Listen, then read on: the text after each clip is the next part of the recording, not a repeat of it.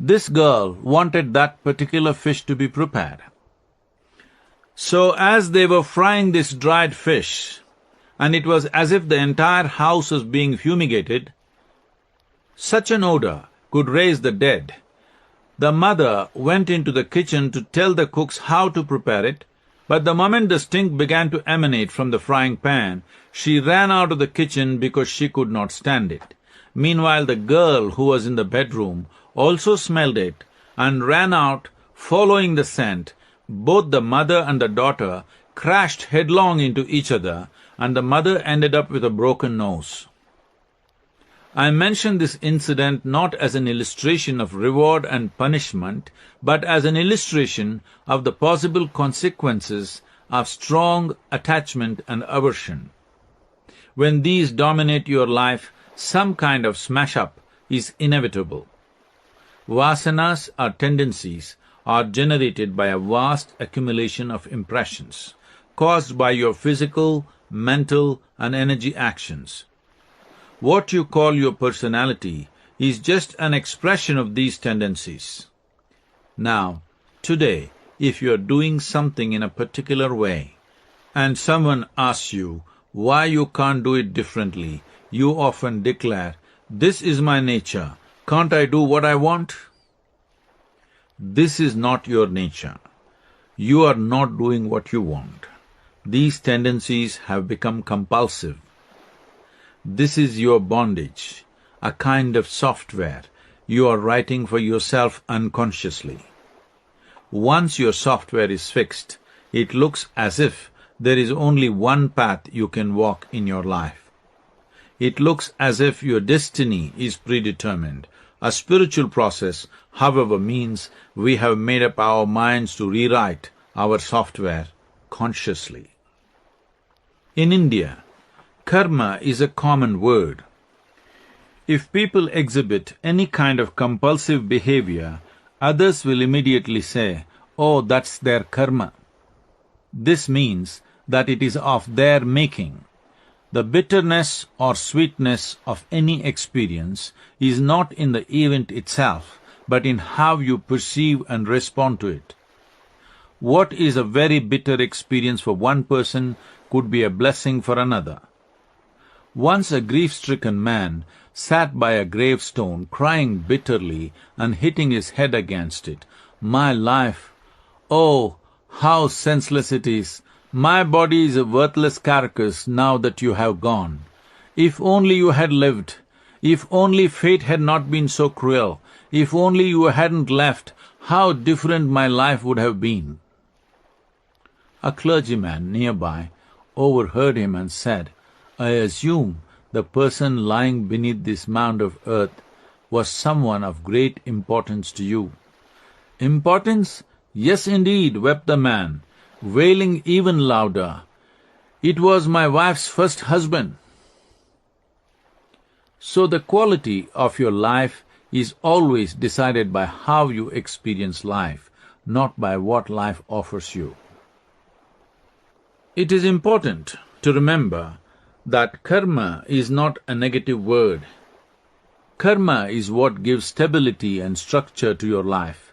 Every moment, impressions are flooding in torrents into your system through your 5 sense organs, and each of them is being recorded.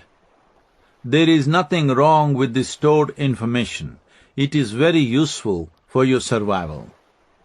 If you deleted all of it, you would not know how to handle even the simplest aspects of life.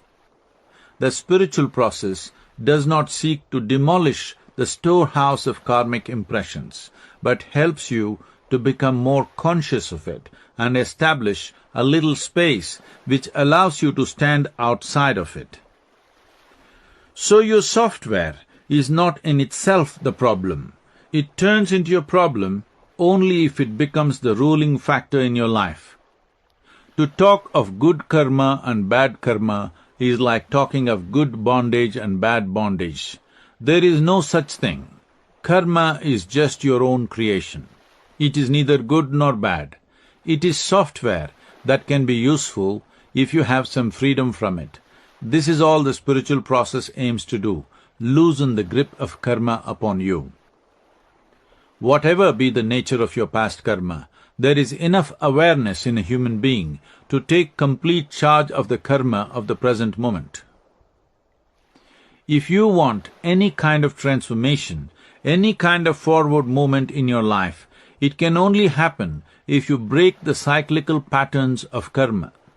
Anything that is cyclical suggests constant motion, but it doesn't really go anywhere. If you are sensitive to life, you realize this early. If you are less sensitive, you realize this as you grow older. Everything may seem to be going your way. Your professional life may be flourishing, your capital may be increasing, your family may be thriving, but you are not really getting anywhere. The faster you achieve your success, the faster you realize this. To be human means you can mold situations you are living in the way you want them. But today most people in the world are molded by the situations in which they exist. This is simply because they live in reaction to situations they are placed in. The inevitable question is, why was I placed in such a situation? Isn't it my destiny? Whatever we do not want to take responsibility for, whatever we cannot make sense of logically, we label destiny. It is a consoling word, but disempowering. To mold situations the way you want them, you must first know who you are. The crux of the matter is that you do not yet know who you are. Who you are is not the sum total of accumulations you have made. Everything that you currently know as myself is an accumulation. Your body is just an accumulation of food. Your mind is just an accumulation of impressions gathered through 5 senses. What you accumulate can be yours, but it can never be you. Who then are you? That is yet to come into your experience. That is still in an unconscious state. You are trying to live your life through what you have gathered, not through who you are. What's more, you are not even 100% conscious of what you have gathered.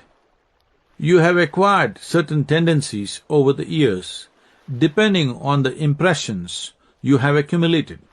These can be transformed entirely.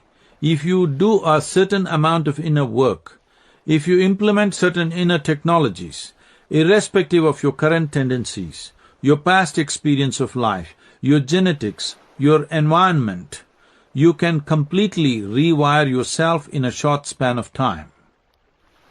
Everything in this existence is happening naturally according to a certain organic law. If you know the nature of life within you, you can completely take charge of the way it happens, but within the broad parameters set by the laws of nature. What do we mean by this? Let us look at a concrete example. Although we are wingless creatures, we have still in the last 100 years managed to fly. How? Not by breaking the laws of nature, but through a deeper understanding of the laws of nature. So the technology we are going to explore in this book is a small part of the much deeper science that eventually enables an adept to take the very process of life and death into his or her hands. Your destiny is written by you unconsciously. If you have mastery over your physical body, 15 to 20% of your life and destiny will be in your hands. If you have mastery over your mind, 50 to 60% of your life and destiny will be in your hands. If you have mastery over your life energies, 100% of your life and destiny will be in your hands. Even now, you are choosing your life, but you are choosing it in total unawareness. But whatever you do in unawareness, you can also do it in awareness. That makes a world of difference. This is the difference between ignorance and enlightenment. Unpleasantness is happening to you in the form of anger, fear, anxiety, and stress because your basic faculties, your body, mind, and life energies are doing their own thing. When mind and body exist only to serve the life within you, Why is your life currently enslaved to the mind and body? Isn't this a complete distortion of the way life should function? Taking destiny into your hands does not mean everything will happen your way. The outside world will never happen 100% your way, because there are too many variables involved. Wanting the outside to happen exactly the way you choose is the path of conquest, tyranny, dictatorship.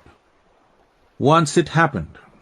Shankaran Pillai, a certain Indian gentleman you met in the introduction and will meet several times more in the course of this book, went drinking with his buddies. He thought he would have a quick drink and go home at 8 o'clock. And so he did.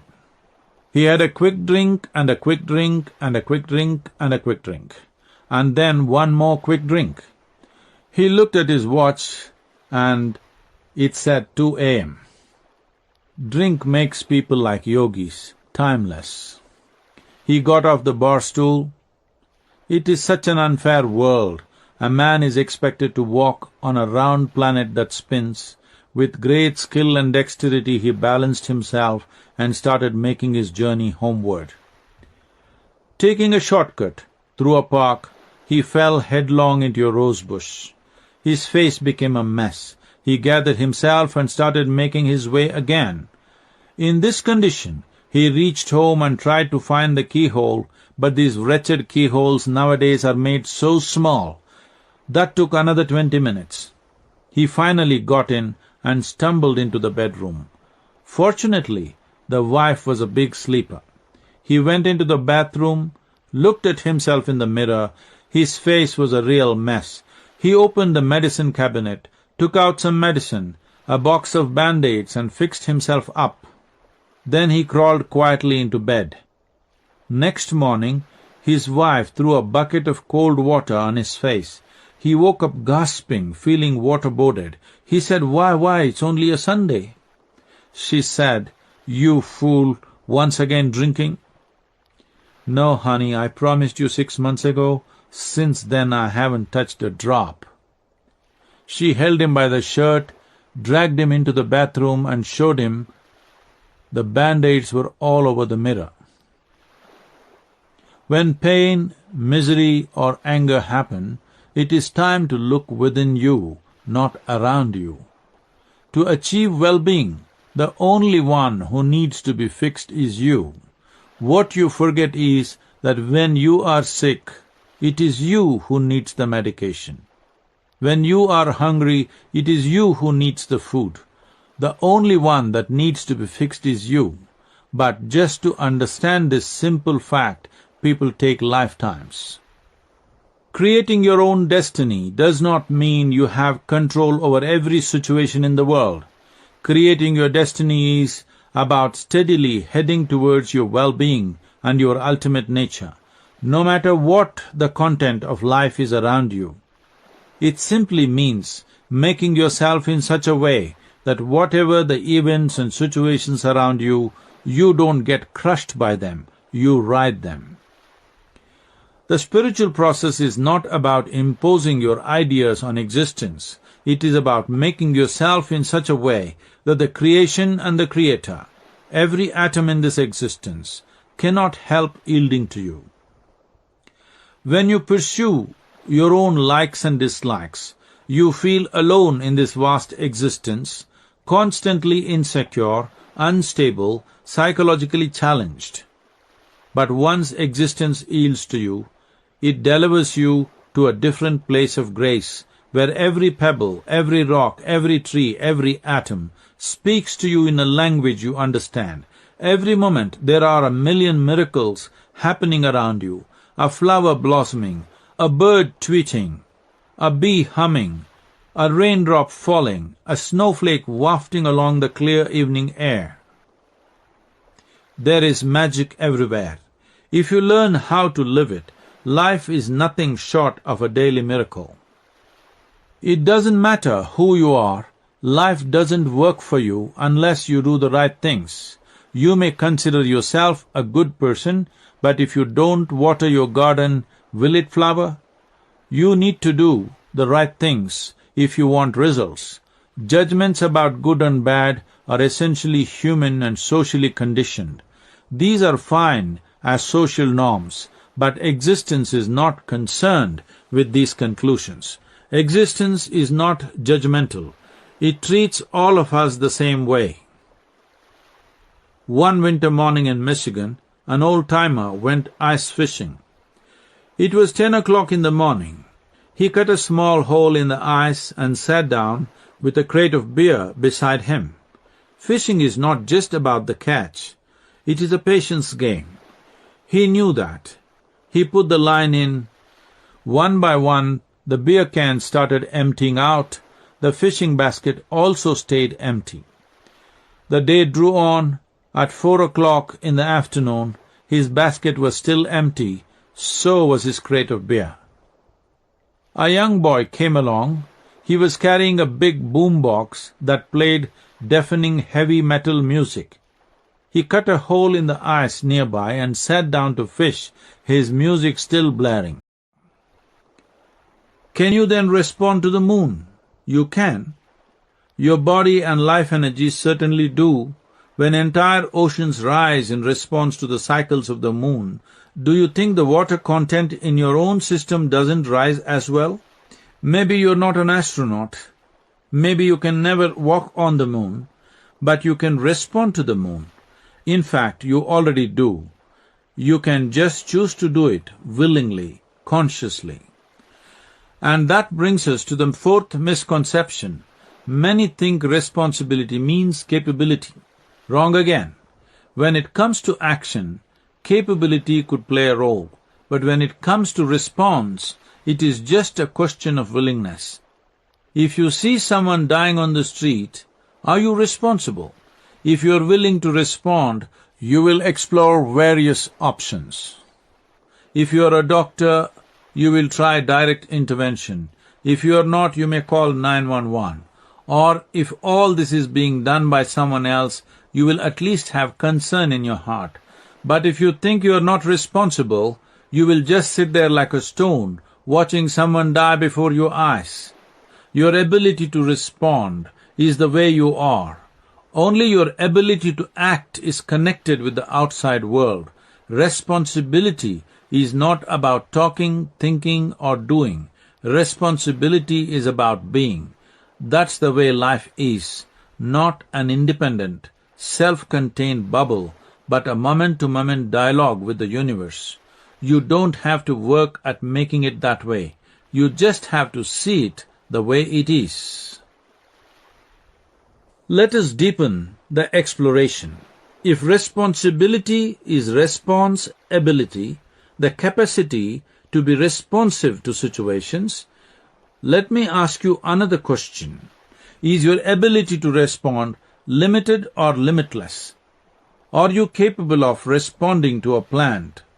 You are. To a stranger on the street? You are. To the moon? You are. To the sun, to the stars? You are. To the whole cosmos? You are. In fact, as we have seen, every subatomic particle in your body is responding in a limitless way to the great dance of energies that is the cosmos. The only reason you are not experiencing the life process in all its majesty and profundity is your current state of mental resistance. Your psychological structure is a stone wall. If you are willing, every moment of your life can be a fantastic experience. Just the act of inhaling and exhaling can be a tremendous love affair. Why is the mind resisting this? Because it is crippled by its own limited logic which says, taking responsibility for just 2 people already gives me a headache. If I take responsibility for the whole world, what will happen? I will crack up. Through millions of years of evolution, nature has caged you within certain boundaries. This is the human predicament, but the imprisonment is only on the level of biology. On the level of human consciousness, you are like a bird in a cage without a door. What a tragic irony!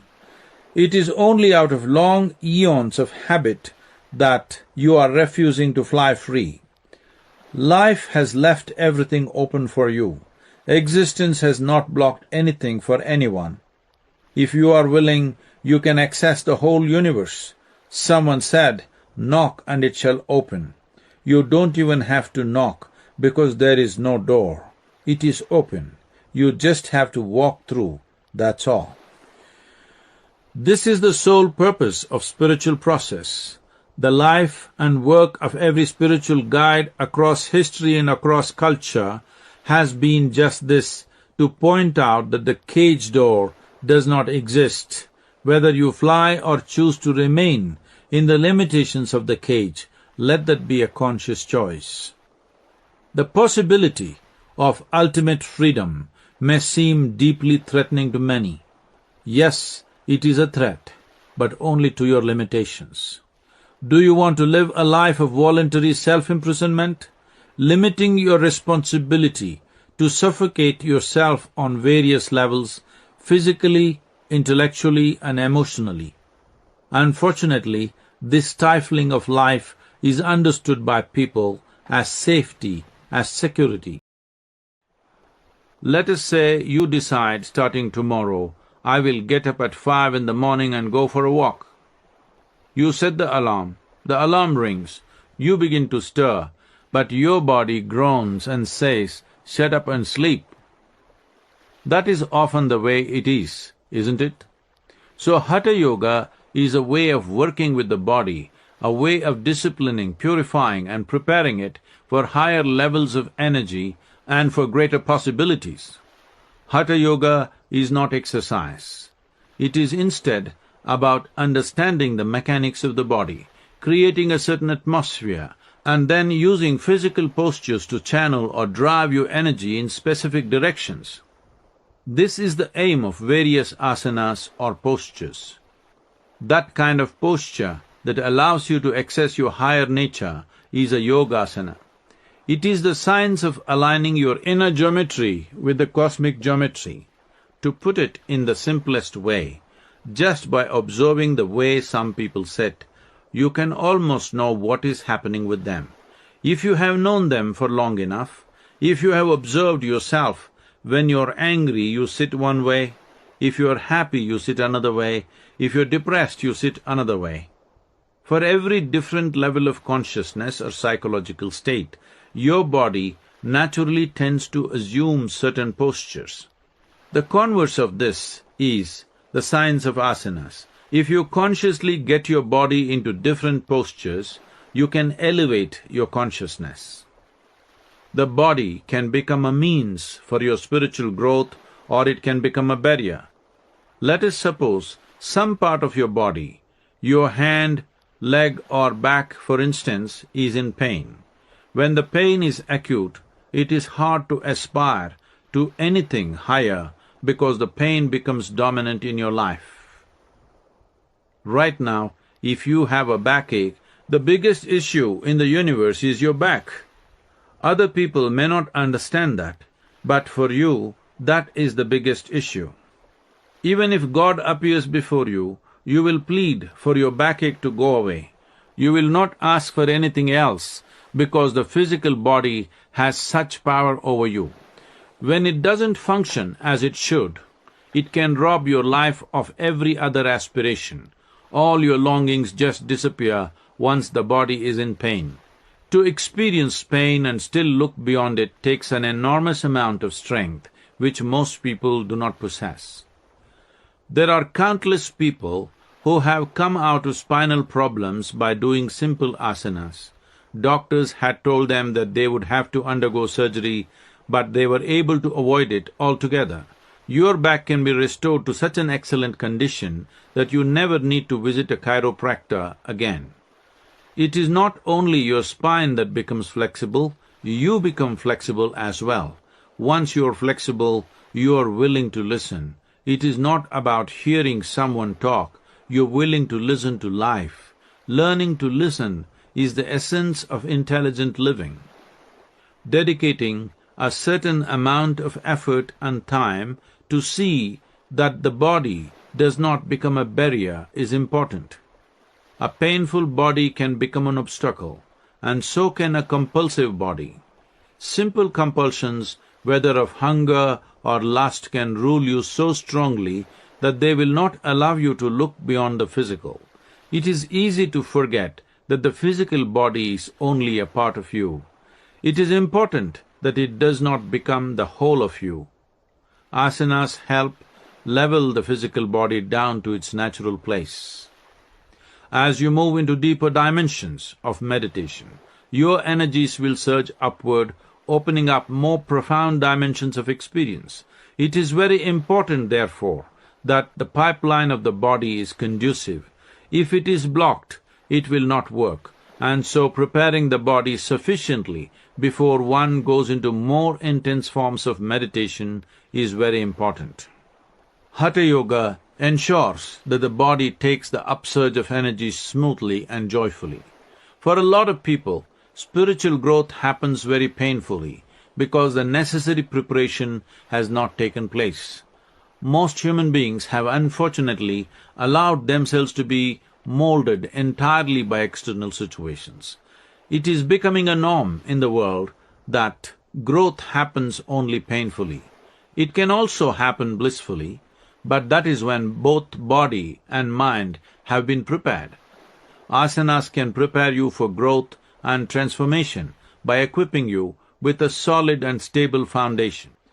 They are core perspectives that have emerged as a consequence of the state of heightened awareness that has been mine since a life-transforming experience 35 years ago. The section begins on an autobiographical note.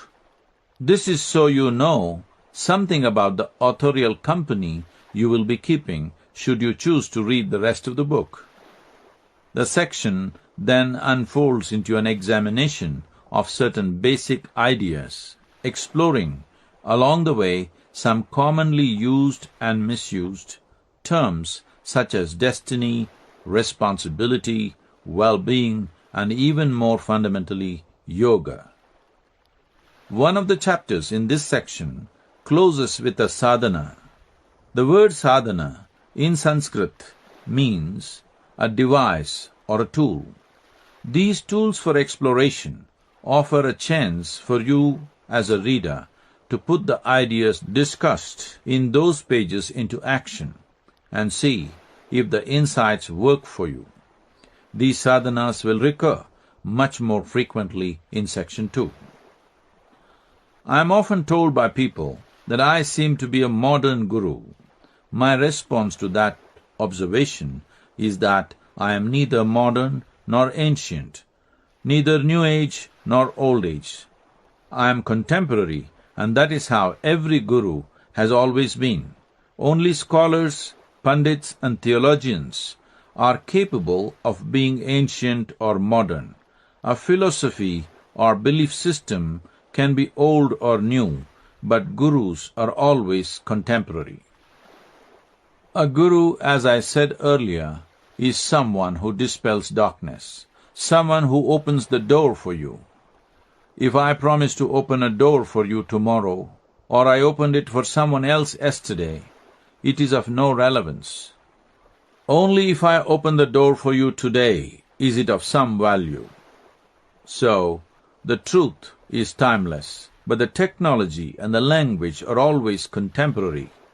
If they weren't, they would deserve to be discarded. No tradition, however time-honored, deserves to live on as anything more than a museum piece if it has outlived its relevance. So while I will be exploring an ancient technology in this book, it is also technology that is flawlessly state-of-the-art. Personally, I am not interested in offering anything new. I am only interested in what is true. But I hope the following section will offer you some moments when the two converge. For at those junctures, when the conditions are right, when an insight is articulated from a place of inner clarity, when it meets a reader at the right moment of receptivity, an age-old truth turns explosively alchemical. All of a sudden, it is fresh, alive, radiantly new, as if uttered and heard for the very first time in history. When I lost my sense. Then I was a man. I only went up the hill as I had time to kill. But kill I did all that was me and mine. With me and mine gone, lost all my will and skill. Here I am, an empty vessel, enslaved to the divine will and infinite skill. In the city of Mysore, there is a tradition. If you have something to do, you go up Chamundi Hill. If you have nothing to do, you go up Chamundi Hill. If you fall in love, you go up Chamundi Hill. If you fall out of love, you have to go up Chamundi Hill. One afternoon, I had nothing to do, and I had recently fallen out of love, so I went up Chamundi Hill. I parked my motorcycle and sat on an outcrop of rock about 2/3 of the way uphill. This was my contemplation rock. It had been for some time now. A purple-berry tree and a stunted banyan had put down tenacious roots into a deep fissure in the rock surface. A panoramic view of the city unfolded before me. There is another choice. You could simply see the situation the way it is and take responsibility for it. Taking responsibility is not accepting blame instead of assigning it. It simply means consciously responding to the situation. Once you take responsibility, you will invariably start exploring ways to address the situation. You will look for solutions. If you are constantly in this mode, your ability to craft your life situations will keep enhancing themselves. With this enhanced competence to deal with life and its multiple complexities, you begin to rise to positions of possibility and power. If you assume absolute responsibility within yourself for all that is around you, you will become the center of any situation at home, work, or even the universe. Since you become indispensable to these situations, there is no sense of insecurity or incompleteness within you anymore. Only if you realize you're responsible do you have the freedom to create yourself the way you want to be, not as a reaction to the situations in which you exist. Reactivity is enslavement. Responsibility is freedom. When you are able to create yourself the way you want, you can create your life the way you want as well. Your outer life may not be 100% in your control, but your inner life always is. On the other hand, the first reaction, anger, usually provokes unintelligent action. Anger is fundamentally self-defeating. If you look at your life closely, you will find that you have done the most idiotic and life-negative things when you were angry. Above all, you were working against yourself. If you work against yourself, if you sabotage your own well-being, you are obviously choosing stupidity as a way of life. I am not propounding a moral argument here. I am not telling you that you should not lose your temper because it is ethically wrong. If anger is a pleasant experience, blow your top. What is the problem? The point is, it is singularly unpleasant for you and for those at the receiving end. It is also counterproductive and therefore inefficient. I am not offering a rage control or anger management strategy either. When I first came to the United States, I heard everybody talking about stress management. It puzzled me. Why would anybody want to manage stress? I always thought we manage the things that are precious to us, our money, our business, our family. It took me time to see that people have assumed that stress is an inevitable part of their lives. They do not see that it is entirely self-created and self-inflicted. Once you take charge of your inner life, there is no such thing as stress. The point is that anger is rooted in your false perception that you can change the situation by losing your temper with it. But your life experience tells you, time and again, that the reverse is true, that you can never change any situation for the better by forsaking your sense and intelligence. You only mess up your situations by getting angry. Once you see that clearly, you have taken the first step towards transformation.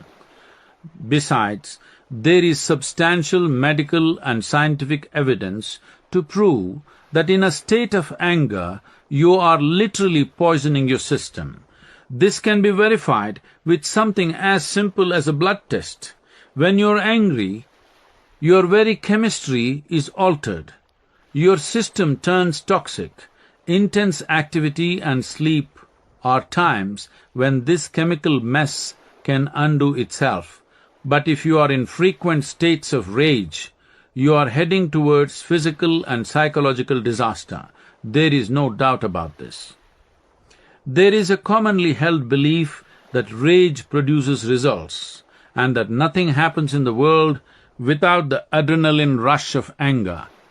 The iconic figure of the Cuban Revolution, Che Guevara, famously said something like this: "If you are in rage, you are one of us."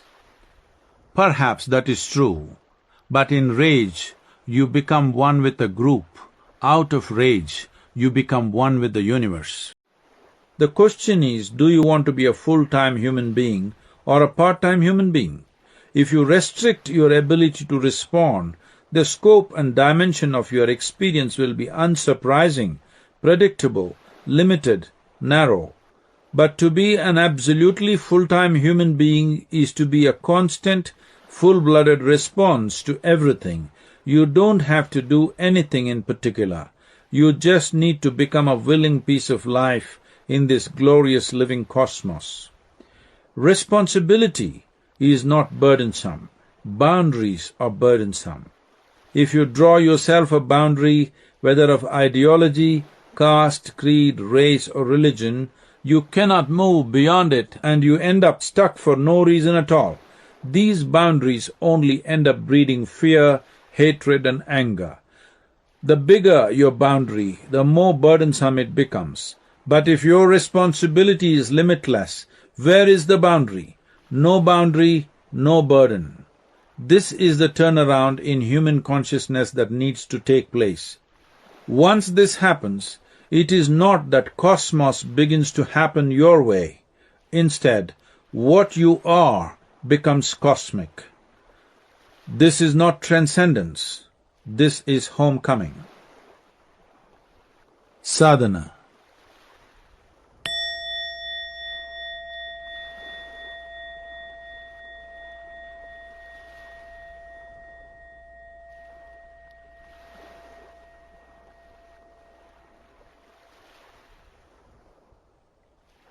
Don't simply believe what you are reading. The only way to find out whether something is true or untrue is to experiment with it. Stop the internal debate and simply put it to the test. The yogic path is not a path of inherited belief. It is a path of experiment. Here is a practical way to begin. When you have your next meal, do not talk to anyone around you for the first 15 minutes. Just be in active, conscious response to the food that you eat, the air that you breathe, and the water that you drink. As I have said earlier, your entire system is responding anyway. Just become conscious of it. This apple, this carrot, this piece of bread, don't take them lightly. If you do not eat for a couple of days, you won't think about God. You will only think about food. This is what is nourishing you, making your life right now. This is the very substance of your body. Respond to food absolutely, with total attention. This fruit, this egg, this bread, this vegetable, they are all a part of life themselves. But they are willing to become you. Would you be willing to do this for anyone? You are not willing to lose your identity and merge into anyone. You are not even willing to surrender your little finger for someone else. Momentarily, you surrender just a little, usually when you need something. Your love affairs are the product of very calculated surrender. But food, which is a life unto itself, gives itself up completely to become a part of you. Later, without even uttering a sentence aloud, take the simple idea. My responsibility is limitless. If I am willing, I can respond to everything, into the entire day.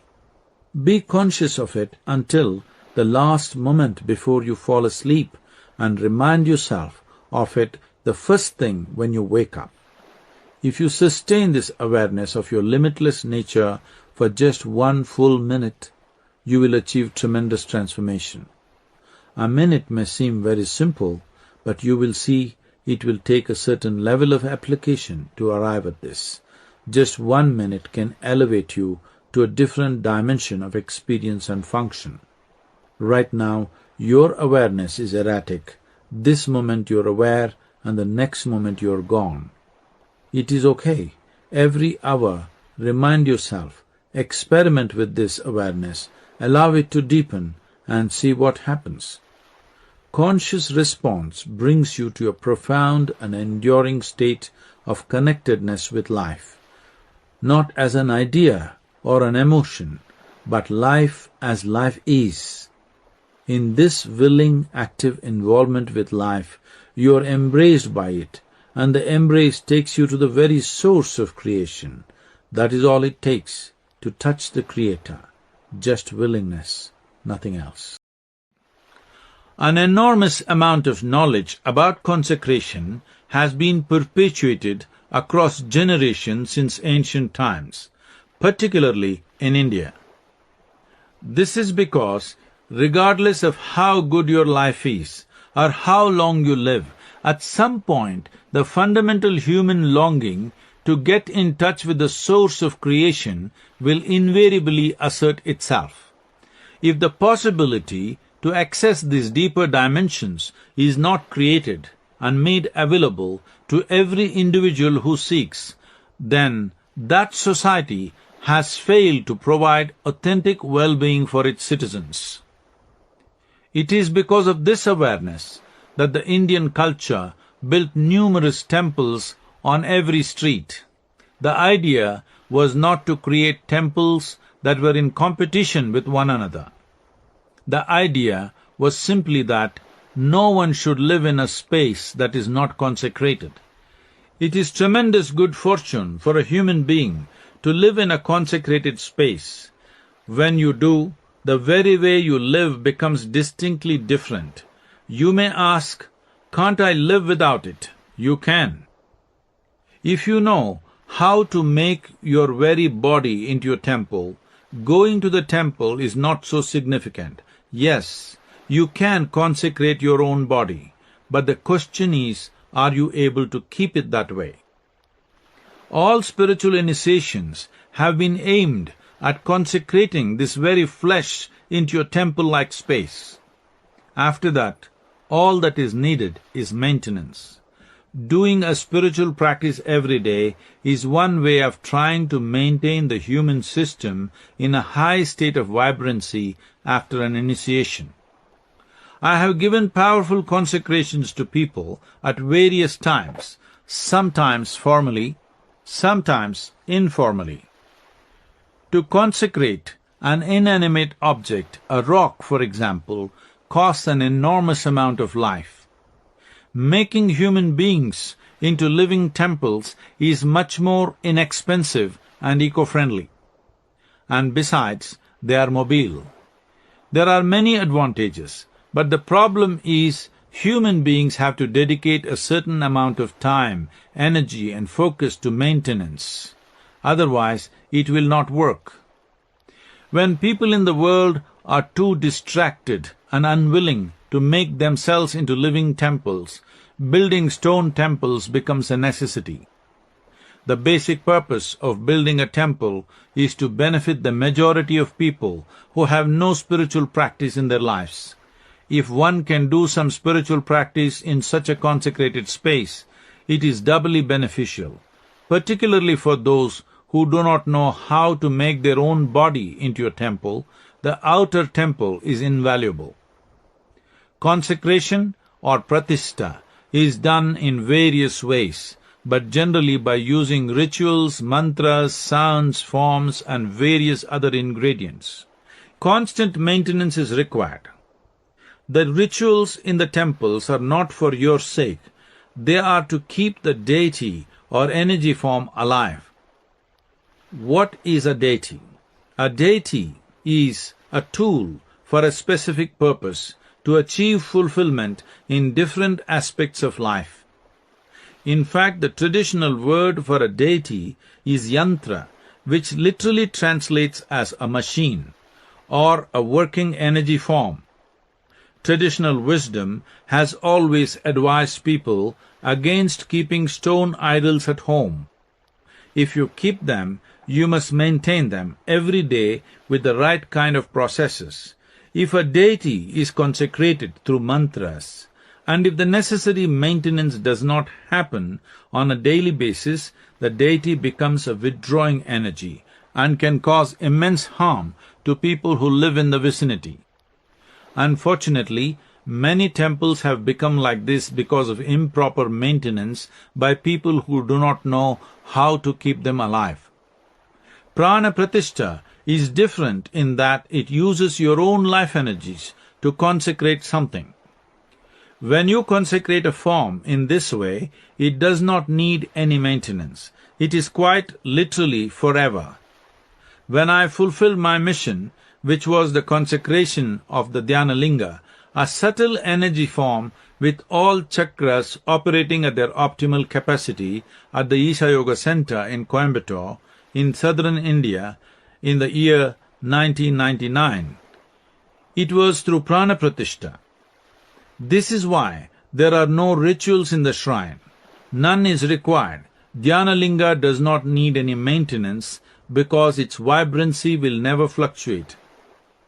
Even if you take away the stone part of the structure, it will remain the same. Irrespective of physical changes that may happen over time, the energy form will not perish. This is because the real form is made of a non-physical dimension. It is indestructible. I would often climb to the topmost branch of a big tree with my lunch box and water bottle. The swaying motion of the branches would transport me to a trance-like state where I was asleep but wide awake at the same time. I would lose all sense of time on this tree. I would be perched there from 9 o'clock in the morning to 4:30 in the evening when the bell rang and the school was done. Much later, I realized unknowingly I was becoming meditative at this stage of my life. Later, when I first instructed people into meditations, it was always swaying meditations. Of course, I hadn't even heard of the word meditation at this point. I simply liked the way trees swayed me into a state beyond sleep and wakefulness. I found the classroom dull, but I was interested in everything else. The way the world is made, the physical terrain of the land, the way people live. I used to take my bicycle along the mud roads in the countryside, riding a minimum of 35 kilometers a day. By the time I came home, I would be caked with layers of mud and dust. I particularly enjoyed making mental maps of the terrain I traveled. I could just close my eyes when I was alone and redraw the entire landscape that I had seen that afternoon. Every single rock, every outcrop, every single tree. I was fascinated by the different seasons, the way the land changes when it is plowed, when the crops start germinating. That is what drew me to the work of Thomas Hardy, his descriptions of the English landscape, which go on for pages on end. I was doing the same thing in my head with the world around me. Even today, it is like a video in my head. If I want, I can replay the whole thing, those years and years of all that I observed with vivid clarity. I was a die-hard skeptic. Even at the age of 5, when my family went to the temple, I had questions, lots of them. Who is God? Where is He? Up there? Where is up? A couple of years later, I had even more questions.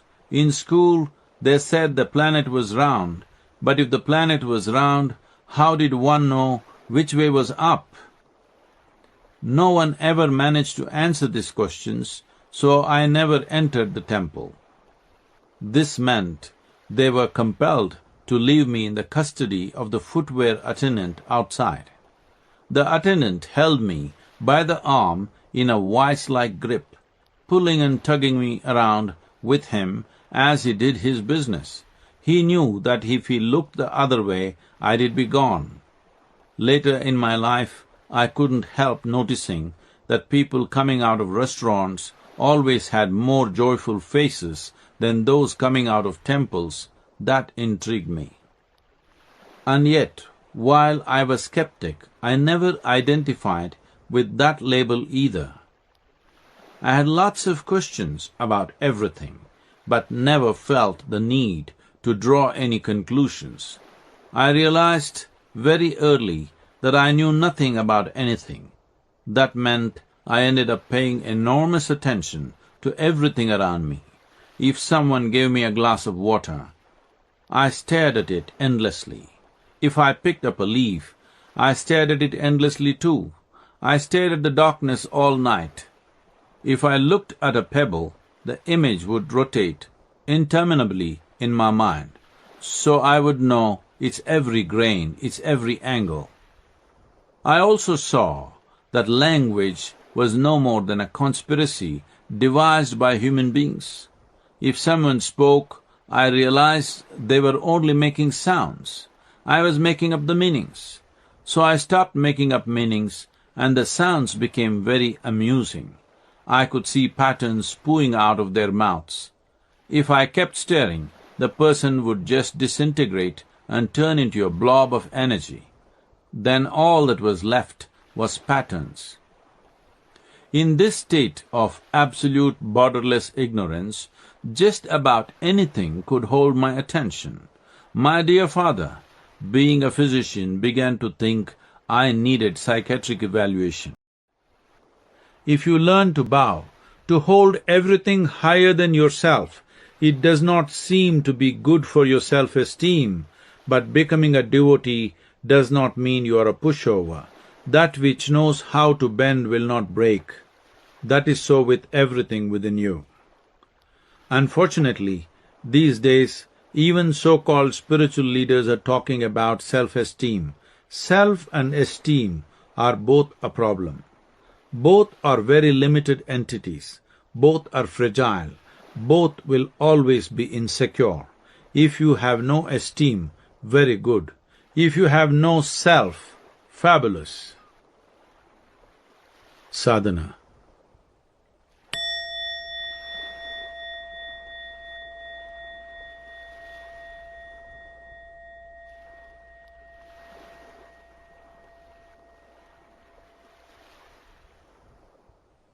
When you experience something as far bigger than yourself, bowing down will naturally occur to you. If you want to become a devotee, at least once an hour in all the waking moments of your life, put your hands together and bow to something. It does not matter who or what. Don't choose. Whatever you see, just bow your head. Whether it is a tree, a mountain, a dog, a cat, or anything. This need not be a physical act. It could be internal action. Just do it throughout the day, once an hour. See if it can become once a minute. When it becomes once a minute, there is no need to use your hands and body. Simply do it within yourself. Once that becomes your way of being, you are a devotee. Even if you spend a lifetime, you still will not understand a leaf, an elephant, an ant, or an atom.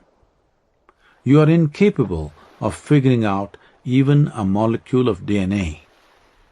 Everything you cannot grasp is in a higher state of existential intelligence than you are. When you see this, really see this, you are a devotee. A devotee is someone who is willing to dissolve into the object of devotion. If you are a devotee of life, you will become one with it. Don't be an outsider to the life process. Become a devotee. Dissolve.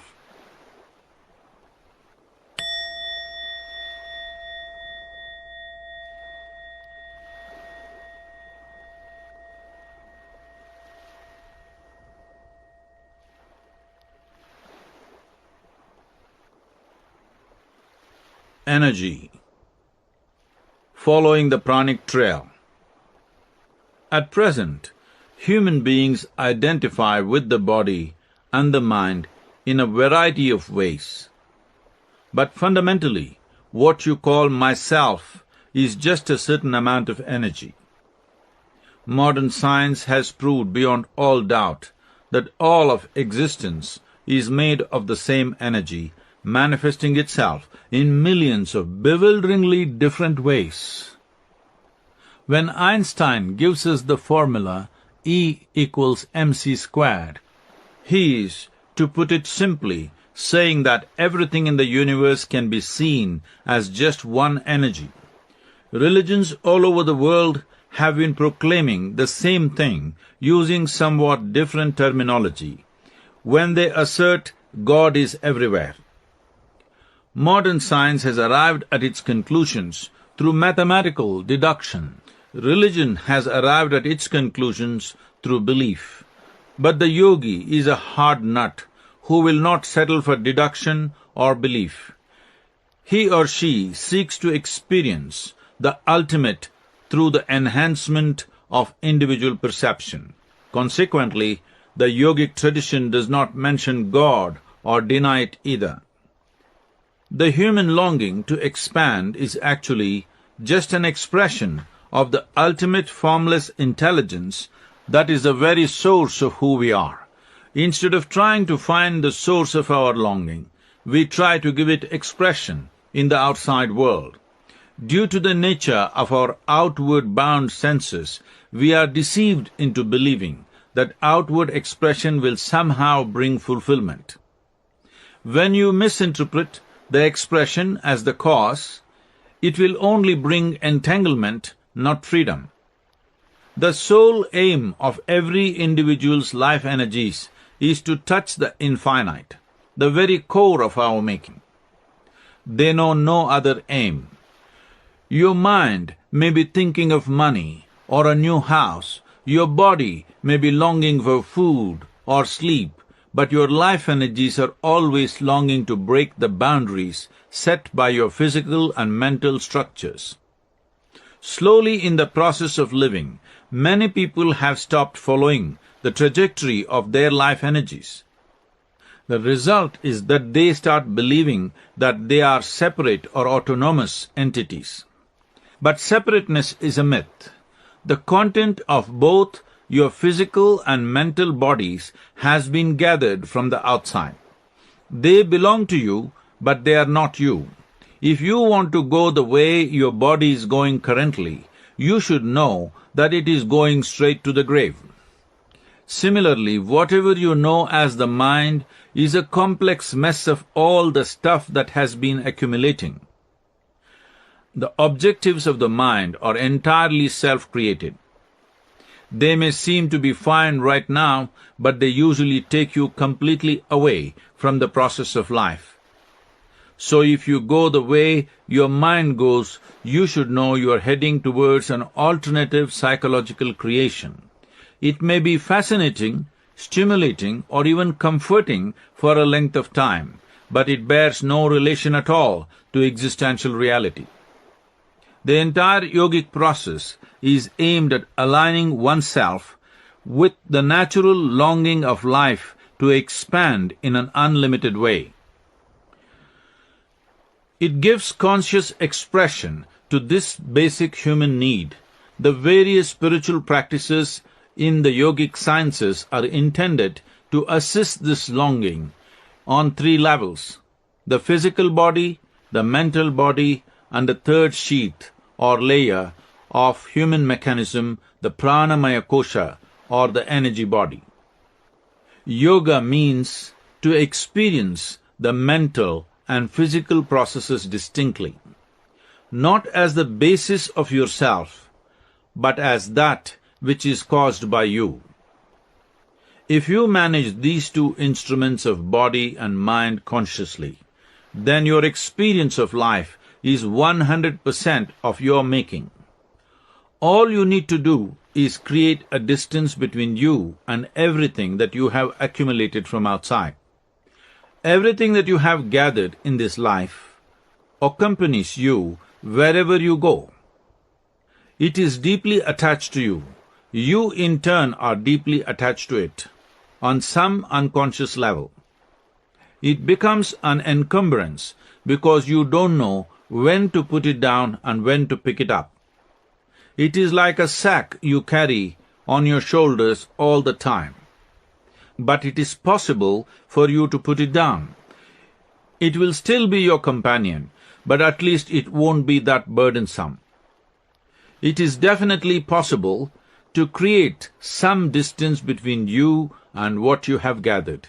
You can use it when you want, but you need not be identified with it.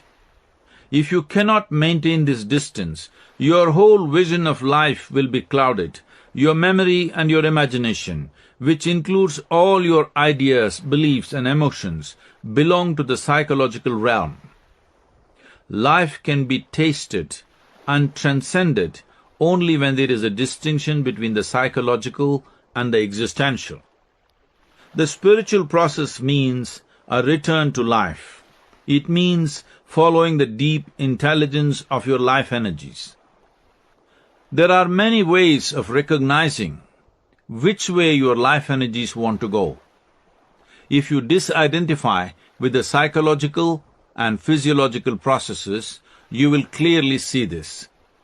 It is only when you consciously head in the direction of your life energies that you find equanimity and harmony. It is only in such a stable state that you would dare to explore the highest levels of exuberance and venture into the deepest mysteries of life.